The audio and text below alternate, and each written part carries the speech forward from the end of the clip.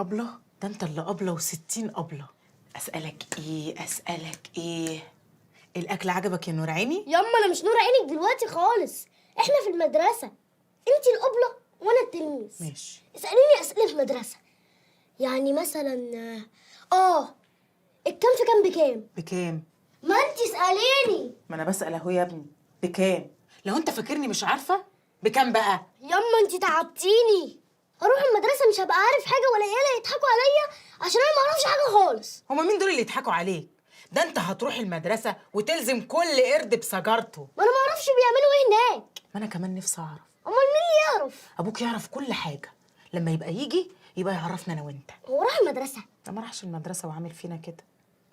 امال لو كان اتعلم كان عمل فينا ايه؟ صحيح، هو كان عامل ازاي وهو قدي؟ وليه ما راحش المدرسه؟ وليه بقى عمل كده اساسا؟ وانت يا ابني اسئلتك كتيره كده ليه؟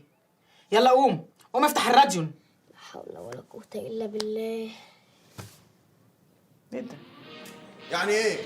كتم سلام مش هتيجي؟ ده معناته ايه ده طيب؟ يوه لا، ما خدوا بالكم، طالما شغلوا المارشات العسكرية يبقى حاجة من ثلاثة: يا رومل دخل، يا تشرشل فاق وهيقول بيان، يا الإنجليز حصروا القصر تاني وقال له منا. هو ده يعني يخلوهم يأجلوا التمثيلية مع الانشطة؟ ياض ما هي دي الإشارة. أنا لما ربنا كف بصري مد في بصيرتي، لو كانوا زعوها وقت البرنامج الصباحي غير لما يذيعوها وقت التمثيلية. ليه بقى؟ مين من جمهور تمثيلية الأيادي الحالية جلالته؟ يبقى الحركة زي دي معناتها إيه؟ هنغص عليك. النحاس هيرضى بقلة المزاج دي؟ النحاس معروف إنه مش غاوي تمثيليات، ودي إشارة تانية من ثلاثة. الزفت اسماعيل هو اللي هيلبسها عشان خاطر انا ما عملتش حاجه، هو حاجه تقرف. انا مش قادر اسامحك يا اسماعيل، ورحمة انا ما قادر اسامحك. عم عبد العزيز، عم عبد العزيز، انت عمال تتجن عليا، انت عمال تتجن عليا وانت عارف ان انا ما عملتش حاجه. ممكن تروح تصلح المصيبة اللي انت عاملها وتخرس خالص؟ اخرس؟ انت جاي من الراديو وتقول لي اخرس؟ لا زعق. لا معلش، زعق كمان. انا حسيت معلش، انا بس حاجة. مش هجيبك معايا راديوهات تاني. لا الا دي. طب انا هقول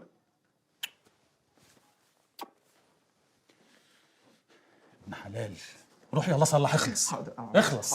حاضر عينيا يا عم عبد العزيز، انت تؤمرني. ده برنامج الإذاعة، خدته من الجدع بتاع هنا القاهرة. احنا نقوم بيه لحد ما اسماعيل يخلص، كده محدش يشعر بأي حاجة. دلوقتي ده ميعاد تمثيلية الأيدي الحانية. دي قصة حب أكيد تعيسة ما بين اتنين. دي فيها معزوفة نايب، بتبتدي معزوفة نايب وفيها راوي. يلا بينا. هو يقصد ايه؟ انا مش فاهم. هو المفروض نعمل ايه؟ ما انا مش فاهمه. هو يقصد ايه يا اسماعيل؟ ما سمعتوش يا عم عبد العزيز، ما عرفش يوصل لي. طب بعد اذنك، عشان خاطر انا هنا الكوماندا، وانا اللي اقول ايه اللي يتعمل وايه اللي ما يتعملش. بصوا يا رجاله، ده برنامج الاذاعه، احنا هنقوم بيه لغايه ما اسماعيل يصلح الجهاز، وبكده مفيش حد هيحس باي حاجه. اهي كده معقول. بتوصل لنا بسرعه قوي قوي. واللي بتوصل لنا وكده معقولة؟ ما هو نفس الكلام، ولا انت بتنكفي فيا وخلاص؟ لا، انت قلت يشعر، لكن انا قلت يحس. وهي حس دي سهله، ده هي الموضوع يا عم عبد العزيز. يكون في علمك انا مركز في كل كلمه، انا صاحي للحرف كمان. ما هو السن برضه له احكامه. ما هو الانسان لما بيرعش بيبقى عايز يمسك في اي قشايه، انما حتى القشايه هترعش كده في ايده. اخس. طب وبعدين بقى؟ الحل ضرب الجزم. اسالنا. معلش يا عم عزيز، انا اسف هو ايه موضوع يرعش ده عادي يعني كده؟ لا ما تركزش، مش هيوصل لك.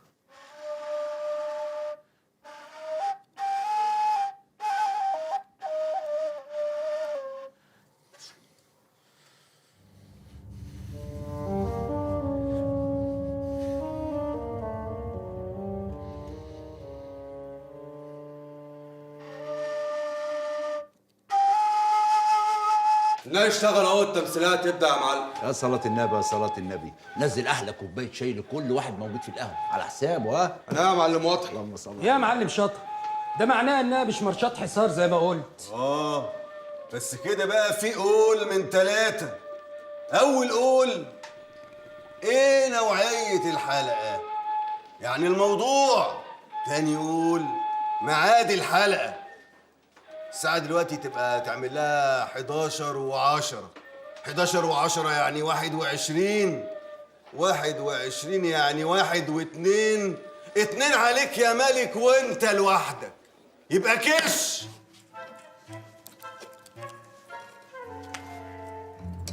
هنا القاهرة.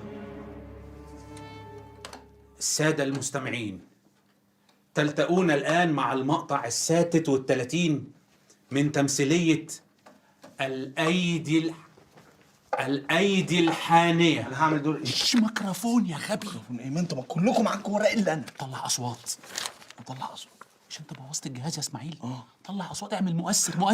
بس مش مؤثر. عارف يا حبيبي، ولا ليك 30 لازمة. عايزك تطلع أصوات من بقك يا إسماعيل. حاضر. طلع أصوات يا إسماعيل. ما توترنيش ارجوك خلاص. في برودة الشتاء العليل. في برودة الشتاء العليل. يا عويل. نوال قاعدة وحيدة حزينة يتيمة في انتظار حبيب القلب كمال، اللي بقى هو الهوى اللي هي بتتنفسه. والوقت بيمر. كده بيمر. ميكروفون. حاضر. وهي غرقانة في أحزانها، فجأة جرس الباب بيرن. وانا هقول كل حاجة. ما تطلب طلباتك مرة واحدة. لم تجري نوال، الفرحة مش سايعاها عشان تفتح الباب بكل لهفة. اعمل لهفة؟ اعمل الباب يا اسماعيل.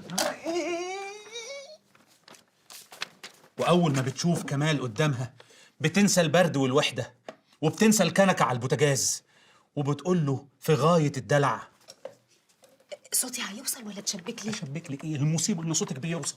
اقول كنت فاكره اني ملاكك، طلع يتفتلك بلاد بلا قرف. ليه كده؟ ما يقرفك يا اللي في بالي. دلع المحبين ولقاء العاشقين، لكن محسودين. ودلوقتي بيقرب منها ويمد ايده الحانية علشان يحاول يداعب شعرها الأسمر. طبعا، ومين غيرك يا ملاكي؟ يا اختي هي تلاكيك، هو حد شايف المتعبه؟ الله، بناقص اهو ترحم من الجاز اللي ميكروفون. صوت رعد وبرق واعاصير وحاجات كتير. اعاصير ايه؟ هو في العباسية اعاصير؟ يعني هو في صوت لهفة يا اسماعيل؟ اعمل اعاصير. شفتوا قالت ايه؟